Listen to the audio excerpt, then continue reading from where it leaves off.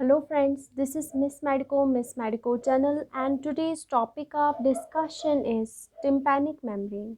If you like my videos, please subscribe my channel Miss Medico. Press the bell icon so that you get notified.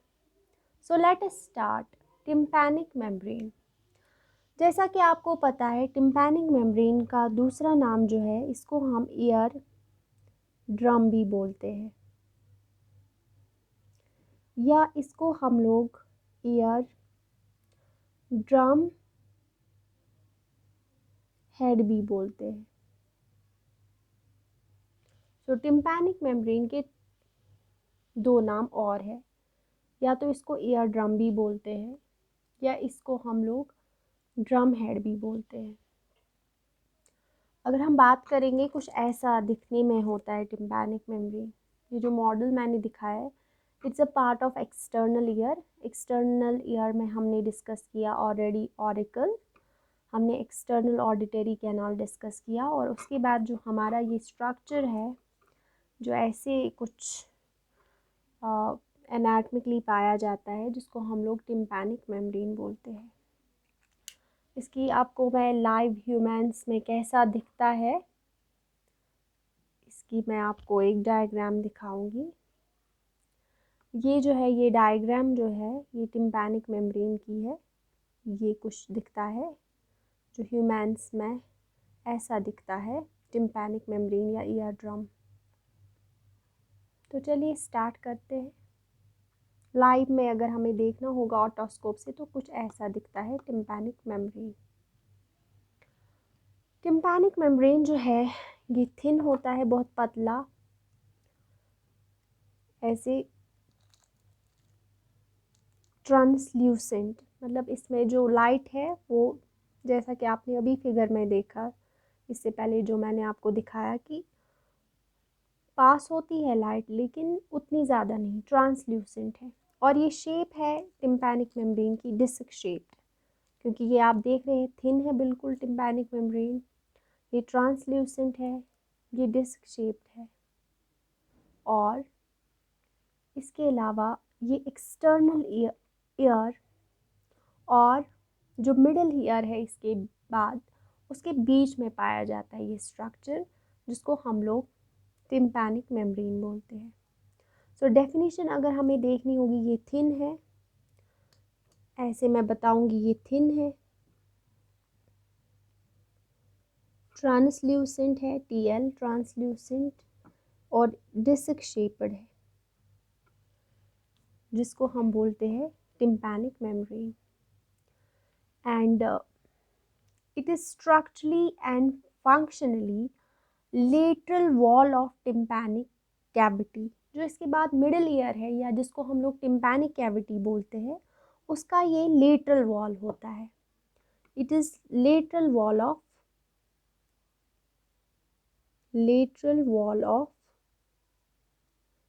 Tympanic cavity. So अगर आपको definition लिखनी होगी तो tympanic membrane को हम ear drum बोलते हैं या इसका जो दूसरा नाम है वो है ड्रम हेड।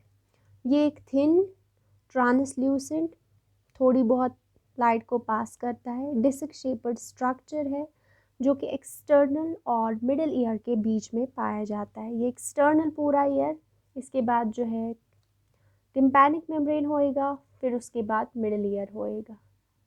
तो इसके बीच में ये स्ट्रक्चर पाया जाता है जिसको हम लोग टिम्पैनिक मेम्ब्रेन बोलते हैं। और ये जो इसके बाद एक कैविटी होती है, सिक्स साइडेड बॉक्स होता है जिसको हम मिडिल ईयर बोलते हैं, उसका ये लेटरल वॉल बनाता है। ऑटोस्कोप से जब हम देखते हैं तो हमें यही स्ट्रक्चर दिखता है जो कि लेटरल वॉल होता है टिम्पैनिक कैविटी का।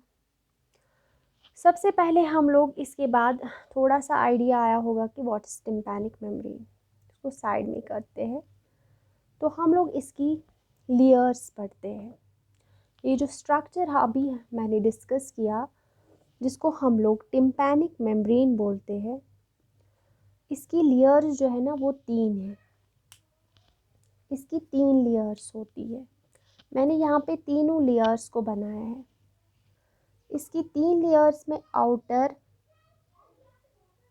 लेयर होती है, जो कि एपिथेलियम का बना होता है, जिसको हम एपिडर्मिस बोलते हैं। एंड जो ये कंटिन्यू होती है, ये एक्सटर्नल लेयर जो है, जो कि एपिथेलियल लेयर होती है, जो एपिथेलियम ऑफ स्किन, जो यहाँ पे एक्सटर्नल ऑडिटरी कैनाल है, आपको पता है यहाँ पे स्किन लाइन होगा, तो उसकी कंटिन्यूएशन होती है। मतलब यहाँ पे जो ये वाली लेयर है ऊपर की, ये स्किन की बनी होती है, एपिथेलियल लेयर ऑफ स्किन होती है, ठीक है। तो ये एपिडर्मिस होता है and it is continuous with the epithelium of the skin, जो कि एक्सटर्नल ऑडिटरी कैनाल का स्किन है, उसकी कंटिन्यूएशन होती है epithelial layer, outer epithelial layer. तो हमने देखा 3 लेयर्स है हमारे टिम्पैनिक मेम्ब्रेन की। कौन कौन सी हमने देखी? आउटर एपिथेलियल लेयर,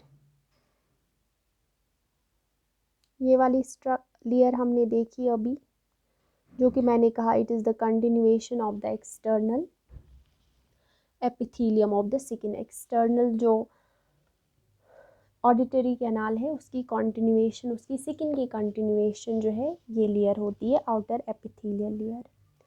इसके बाद जो लेयर होती है वो होती है मिडल लेयर, जिसको लैमिना प्रोप्रिया भी बोलते हैं। मिडल लेयर, मिडल लेयर जो है इसको हम लोग फाइब्रस लेयर भी बोलते हैं, फाइब्रस लेयर। फाइब्रस लेयर में हमारे पास फाइबर्स होते हैं, और यहाँ पे 2 तरह के फाइब्रस लेयर जो है, जिसको हम मिडल लेयर बोलते हैं, इसमें हम लोगों के पास रेडियल फाइबर्स और सर्कुलर फाइबर्स होते हैं। और ये फाइबर्स ऐसे अरेंज होते हैं रेडियली, कुछ फाइबर्स रेडियली अरेंज होते हैं और कुछ फाइबर्स सर्कुलरली अरेंज होते हैं, और इसको इसीलिए मिडल या फिब्रस लेयर भी बोलते हैं, क्योंकि इसमें फाइबर्स होते हैं। और उसी में हैंडल ऑफ मैलियस जो है, जो आप देख रहे हैं अंदर ये वाला स्ट्रक्चर, यहाँ पे ये हैंडल ऑफ मैलियस है, इसी में ये स्ट्रक्चर, इसी मिडल लेयर में हैंडल ऑफ मैलियस लाई करता है। तो मिडल लेयर जिसको हम फाइब्रस लेयर, क्योंकि फाइबर्स इसमें पाए जाते हैं, कुछ फाइबर्स रेडियल फाइबर्स होते हैं, कुछ सर्कुलर फाइबर्स होते हैं। फिर उसके बाद जो है तीसरी लेयर, जिसको हम लोग इनर लेयर या म्यूकोजल लेयर बोलते हैं, इनर और म्यूकोजल लेयर। म्यूकोजल लेयर ये म्यूकस की कंटिन्यूएशन होती है, क्योंकि इंटरनली इसमें म्यूकस पाया जाएगा। It is continuation of the mucosa of the tympanum, यानी टिम्पैनिक कैविटी का, क्योंकि ये सारा लैटरल वॉल बनाता है टिम्पैनिक कैविटी का, तो इंटीरियरली इनर साइड पे जो लेयर होगी उसमें भी म्यूकोजा पाया जाएगा, ठीक है। तो inner layer is mucosal layer which is continuation of mucosum, mucosa या म्यूकोजा ऑफ टिम्पैनम। जो अंदर की सिक्स साइडेड बॉक्स है उसका लेटरल वॉल बनाता है ये टिम्पैनिक मेम्ब्रेन। तो इस तरह से म्यूकोजल लेयर अंदर से कंटिन्यूएशन होगी टिम्पैनम की या टिम्पैनिक कैविटी की। तो लेयर्स आपको समझ में आए होगी। हमने 3 लेयर्स देखे। सबसे वाली बाहरी लेयर जो स्किन जैसी होती, आउटर लेयर, जिसको एपिथेलियम या एपिडर्मिस बोलते हैं, आउटर एपिथेलियल लेयर। उसके बाद लैमिना प्रोप्रिया, और इसमें फाइब्रस लेयर पड़ता है हमारा, रेडियल फाइबर्स पड़ता है और सर्कुलर फाइबर्स पड़ता है। और इनर म्यूकोजल एपिथेलियम का बना होता है, जो कि continuation of mucosa of tympanum है। ऑब्वियसली इसके पार्ट्स है पारस टेंसा के ये लेयर्स है, क्योंकि पारस फ्लैसिडा में फाइब्रस लेयर नहीं होती है, इसलिए ये लेयर्स ऑफ पारस टेंसा है। अब ये पारस टेंसा क्या होता है अभी मैं समझाऊंगी। और हम बात करेंगे टिम्पैनिक मेम्ब्रेन के पार्ट्स की, तो इसके 2 पार्ट्स होते हैं। कौन कौन से अभी हम लोग स्टडी करेंगे। पारस टेंसा, पारस टेंसा, पारस फ्लैसिडा।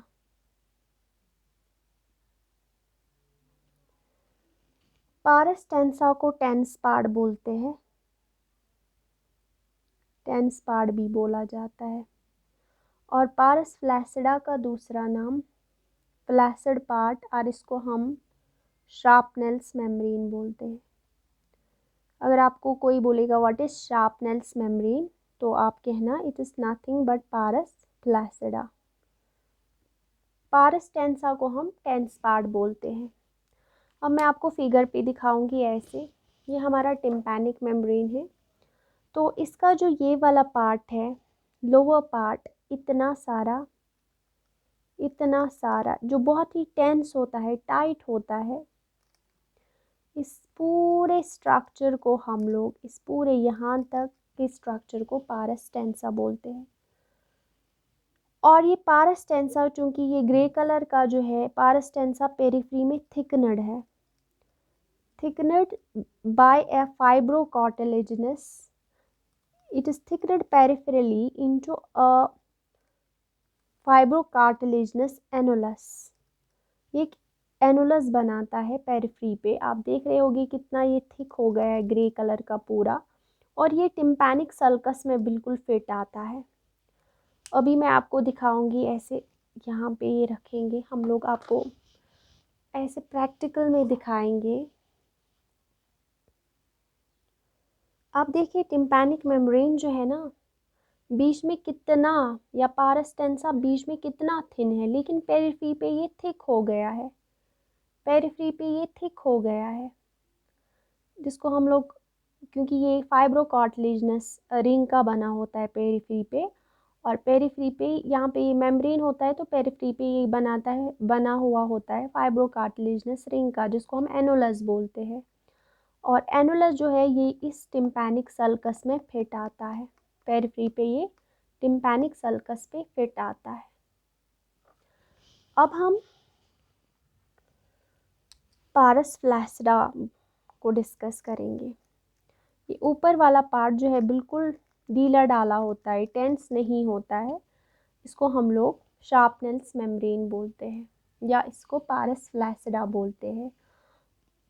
क्यों होता है ऐसा ढीला डाला? बिकॉज मैंने पहले ही कहा, इसमें एब्सेंट होती है फाइब्रस लेयर, फाइब्रस लेयर इसमें पाई नहीं जाती, इसलिए तो ढीला डाला होगा ही, ठीक है। और इसमें एन्यूलस, यहाँ पे कहीं पे एन्यूलस एब्सेंट होता है, मतलब यहाँ पे कहीं पे एन्यूलस, यहाँ पे नहीं, यहाँ पे मैंने दिखाया है लेकिन यहाँ पे एन्यूलस नहीं बनता है एक जगह पे, उस वाले पार्ट को बोलते हैं जहाँ पे ये कार्टिलेजिनस रिंग जो है नहीं बनती है, ये पेरिफ्री नहीं बनती है, उसको हम लोग बोलते हैं notch of Ravenous. So what is notch of Ravenous? It is nothing but it is the small defect in the posterior edge of the bony annulus of tympanic membrane. Notch of Ravenous is a defect in the posterior edge of, it is a defect in posterior edge of bony annulus, ठीक है, of tympanic membrane, या tympanic ring भी बोलेंगे। एक जगह पे यहाँ पे डेफिशिएंट होता है पेरिफ्री पे, ठीक है। तो ये है इसके पार्ट्स। तो पार्ट्स में हमने देखा, it is pars tensa, tense part because of fibrous layer, और pars flaccida because of absence of fibrous layer. अब इसके बाद जो है टिम्पैनिक मेम्ब्रेन के हम लोग पढ़ने जा रहे हैं size, shape and position. Size, shape and position. अगर हम टिम्पैनिक मेम्ब्रेन की बात करेंगे, कुछ ऐसा देखा आपने टिम्पैनिक मेम्ब्रेन में, सॉरी, तो अगर हम बात करेंगे टिम्पैनिक मेम्ब्रेन की, या ईयर ड्रम जिसको बोलते हैं, तो वर्टिकल डायमीटर इसका 10 mm होता है, वर्टिकल डायमीटर इसका 10 mm होता है। और हॉरिजॉन्टल डायमीटर इसका होता है, हॉरिजॉन्टल डायमीटर इसका 8 mm होता है।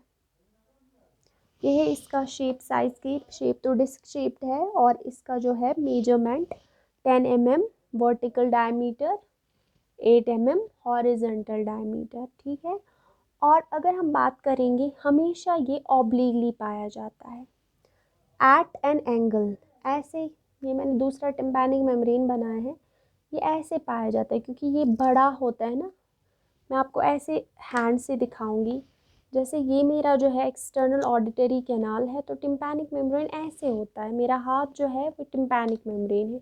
तो at an angle of 55 degree ये होता है और डायरेक्टेड होता है डाउनवर्ड्स, मेरा हाथ नीचे की ओर है, ऐसे ही एक्सटर्नल ऑडिटरी कैनाल, ऐसा बाजू है मेरा, और फिर ये ईयर ड्रम है, directed downwards, forwards and outwards, ऐसे ही at an angle of 55 degree पाया जाता है। ये हाँ शेप साइज। अब हम इसके सरफेसेस को डिस्कस करेंगे। सरफेसेस बहुत ही आसान है याद रखना। जो आप देख रहे होंगे ये वाला सरफेस, ये वाला सरफेस जो है, जो आपको ऑटोस्कोप से बाहर की ओर दिखे, ये लेटरल सरफेस होता है, ठीक है। और ये कॉनकेव होता है, कॉनकेव ऐसे होता है, कॉनकेव। इसमें एक पॉइंट ऑफ डिप्रेशन होती है यहाँ पे, जिसको हम लोग अम्बो बोलते हैं, या कॉनकेविटी जहाँ पे होती है, एक पोजीशन होती है, यहाँ पे बोलते हैं अभी हम लोग अम्बो, अभी इतना याद रखें, इसको हम अम्बो बोलते हैं। ये लेटरल सरफेस है। और इसके अलावा मीडियल सरफेस है। मीडियल सरफेस उभरा हुआ होता है, कॉन्वेक्स होता है, उभरा हुआ मीडियल सरफेस। तो हमारे पास जो सरफेसेस होते हैं वो लेटरल सरफेस होता है और मीडियल सरफेस होता है। लेटरल सरफेस जो है वो कॉनकेव है, ऐसे कॉनकेव, कॉनकेव है लेटरल सरफेस, और मीडियल सरफेस कॉन्वेक्स है, कॉन्वेक्स बाहर की ओर, ठीक है। अगर हम बात करेंगे external features of tympanic memory, आप एक्सटर्नली क्या देखते हैं,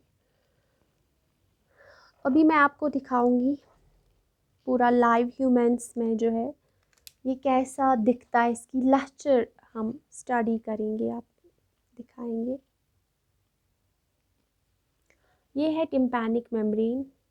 तो ऑन एग्जामिनेशन इसके फीचर्स हमें दिखता है लहचरस, एक लहचरनेस इसमें पाई जाती है, एक पर्ली जैसा थिंग पाया जाता है टिम्पैनिक मेम्ब्रेन में। और ये ग्रे कलर का, आप खुद ही देखिए कलर ग्रे है इसका कलर, और ट्रांसल्यूसेंट है, बिल्कुल थोड़ी बहुत लाइट पास होती है, एंड कॉनकेव होता है, मतलब ऐसे कुछ इसमें डिप्रेशन पाई जाती है, ये कॉनकेव होता है, ये खुद ही देखिए आप, ठीक है। तो इसमें जो हम पारस्टेंसा जो है, पारस्टेंसा ये वाला स्ट्रक्चर जो ब्लो है, पारस्टेंसा जो है वो हमें शो करता है कहाँ से, vertical handle of the malleus. Pars tensa में हम लोग देखते हैं vertical handle of the malleus which is directed downwards, ये मैलियस है जो डायरेक्टेड है डाउनवर्ड्स, ठीक है, एंड बैकवर्ड्स। और ये सेंटर ऑफ अम्बो है, यहाँ पे ये जो पॉइंट है ये अम्बो का पॉइंट है। और एट द सेंटर ऑफ अम्बो एक कोन जैसा बनता है, यहाँ पे कॉनिकल रिफ्लेक्शन डाउनवर्ड्स, डाउनवर्ड्स नीचे की ओर, and forwards from the umbo to the anterior inferior part of the pars tensa, एक लाइट रिफ्लेक्स पास होती है, ठीक है। तो ये था इसका एक्सटर्नल अपीयरेंस। मैंने कहा कि मेम्ब्रेन पर्ली होता है, ग्रे कलर का होता है, इसमें लहचर होता है, और यहाँ पे पारस्टेंसा से जो है हमें दिखती है हैंडल ऑफ मैलियस जो डायरेक्टेड डाउनवर्ड्स नज़र आती है, और वहाँ से एक पॉइंट, सेंटर पॉइंट जो इसका होता है उसको हम अम्बो बोलते हैं, वहाँ से एक लाइट रिफ्लेक्स बनता है जिसको हम कोन ऑफ लाइट भी बोलते हैं। और इस मैलियस के पीछे जो है इनकस दिखता है। और अगर हम बात करेंगे, यहाँ से कुछ फोल्ड्स नज़र आते हैं, ये फोल्ड जो है इनको हम लोग मैलियोलर फोल्ड्स बोलते हैं। मैलियस से जो फोल्ड्स निकलते हैं इनको हम लोग मैलियोलर फोल्ड्स बोलते हैं। और अगर हम बात करेंगे पारस टेंसा, जो ये वाला स्ट्रक्चर है इतना पूरा, ये डिविजिबल होता है 4 रीजन्स में। अगर हम इमेजिनरी लाइन ड्रॉ करेंगे downwards from the handle of malleus downwards, और एक इमेजिनरी लाइन पास करेंगे at an right angle to the umbo, right angles at the umbo पे एक लाइन ड्रॉ करेंगे, तो पारस टेंसा हमें 4 क्वाड्रेंट्स में डिवाइड होगा। ये वाला क्वाड्रेंट एंटीरियर सुपीरियर क्वाड्रेंट होगा, ये एंटीरियर इंफीरियर क्वाड्रेंट होगा, ये पोस्टीरियर सुपीरियर क्वाड्रेंट होगा, और ये पोस्टीरियर इंफीरियर क्वाड्रेंट होगा। ये इस तरह से हम लोग डिवाइड करें। ये वाला पारस फ्लैसिडा पार्ट है जो कि ऊपर ऐसे दिखाई देता है मैलियोलर फोल्ड्स के अबो, पारस फ्लैसिडा। आई होप आपको टिम्पैनिक मेम्ब्रेन थोड़ा बहुत समझ में आया होगा। अगर आपको कोई भी क्वेरी हो या आपको नोट्स चाहिए होंगे तो प्लीज़ डिस्क्रिप्शन में आके या कमेंट सेक्शन में आके मुझे कमेंट कीजिएगा और मैं डिस्क्रिप्शन में नोट्स के लिंक आपको सेंड करूँगी। कोई भी क्वेश्चन हो तो प्लीज़ रिप्लाई कीजिएगा। Thank you so very much.